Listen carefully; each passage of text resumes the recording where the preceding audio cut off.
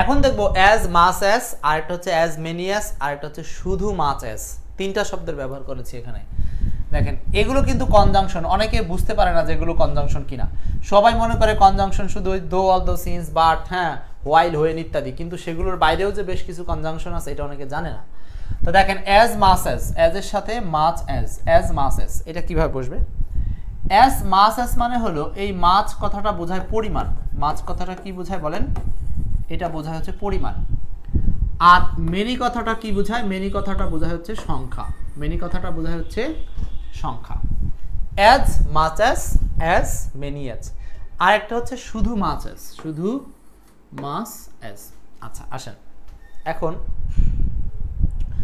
মানে এটা হচ্ছে যত পরিমাণ বোঝাতে, আর এটা হলো যত সংখ্যা বোঝাতে, সংখ্যা বোঝাতে।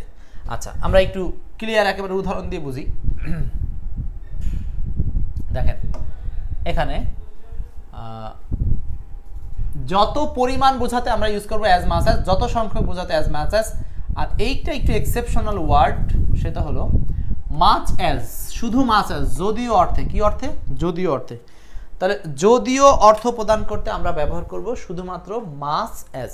যদিও অর্থে আমরা ব্যবহার করব মাছ অ্যাজ, মনে থাকবে? তাহলে মাছ অ্যাজ বসবে যদিও অর্থে। আমরা উদাহরণগুলো একটু দেখি। There is a plenty of food, এখানে অনেক খাবার আছে, মানে হচ্ছে খাবারে ভরপুর।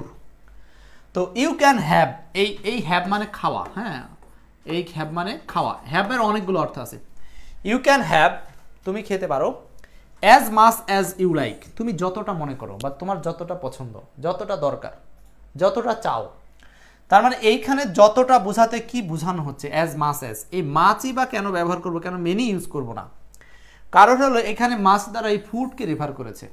আর আমরা জানি ফুড হচ্ছে একটা আনকাউন্টেবল নাউন। কোন নাউন? Uncountable noun. তো আনকাউন্টেবল নাউনের জন্য আমরা অ্যাজ মাছ অ্যাজ ইউজ করব, মানে আনকাউন্টেবল নাউনের পরিমাণ বোঝাতে। তাহলে মিনিংটা কি হচ্ছে? There is a plenty of food, এখানে প্রচুর পরিমাণে খাবার আছে।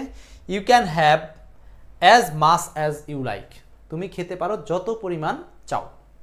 আচ্ছা পরেরটা মাছ অ্যাজ, এই যে এইখানে মাছ অ্যাজ কথাটার বাংলাটা হলো যদিও।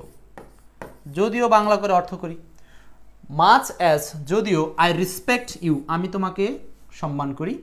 আই ক্যান নট অবি, আমি মানতে পারি না, ইউর রেস্ট্রিকশনস, মানে তোমার সীমাবদ্ধতা, তোমার সীমাবদ্ধতা, তোমার সীমাবদ্ধতা মানতে পারি না। মাছ অ্যাজ আই রেসপেক্ট ইউ, যদিও আমি তোমাকে যথেষ্ট পরিমাণ রেসপেক্ট করি, পর্যাপ্ত পরিমাণ রেসপেক্ট করি। I can not obey your restriction, মানে আমি তোমার বাধা মানতে পারি না। ক্লিয়ার?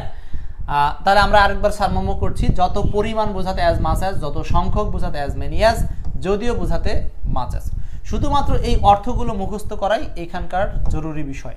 নেক্সট, এক নম্বর প্রশ্নটা অলরেডি আমরা অ্যান্সার করেছি, ছিল there is a plenty of food you can have as much as you like. 2 number dash respect your point of view, এটা কি হবে? Much as, much as, much as I respect your point of view I can not agree. হ্যাঁ, মানে আমি আপনার point of ভিউটাকে কি যদিও সম্মান করি বা রেসপেক্ট করি, আই ক্যান নট এগ্রি, আমি সম্মত হতে পারি না। এই হচ্ছে আপনাদের সাথে তিনটা একসাথে ব্যবহার করলাম, এগুলো আপনারা পড়বেন এবং একই সাথে আরও জানার জন্য এক্সপার্ট ইংলিশ বই পড়বেন।